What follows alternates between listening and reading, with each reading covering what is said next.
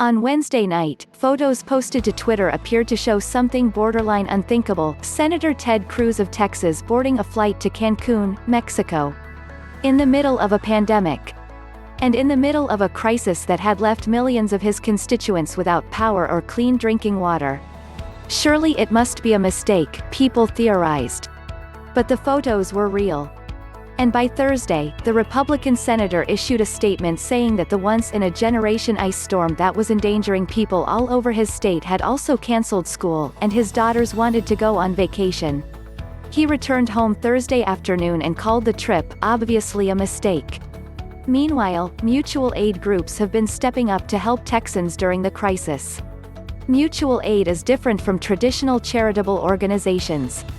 Generally speaking, they are run by members of the communities they serve, and seek to fulfill specific and immediate needs, like providing food at community fridges or distributing blankets and coats.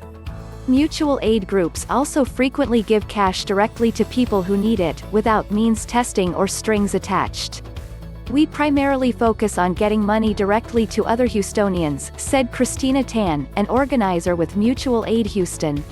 "That's the unique model of mutual aid, which is a centralized way for people to send their money that's trusted, and then trusting that we get those funds to people who are in need and are from Houston. Because they are not subject to the same government reporting rules and oversight as registered nonprofits and charitable organizations, it can be more difficult to assess how mutual aid groups use donations. But without the attendant financial transparency and public disclosure requirements that nonprofits have, they can be more agile and quickly pivot to respond to a community's most pressing needs." And, Tan said, they can be transparent in a different way. Mutual aid funds sometimes post screenshots of their donations to individuals, or have open transaction histories on sites like Venmo, so donors can see where their money is going.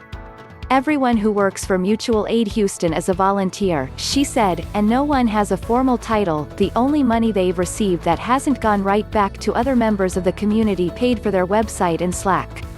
Jane Delgado, the president and chief executive of the nonprofit National Alliance for Hispanic Health in Washington, D.C., described mutual aid groups as "neighbors helping neighbors," and said they play a vital role in communities. "When we're in a crisis, we need everyone to pitch in. We need neighbors helping neighbors. We need large nonprofits. We need small nonprofits. There's actually no one-size-fits-all," she said. "Because mutual aid funds are hyper-local and community-based, the people who run them know who needs help the most," Delgado said.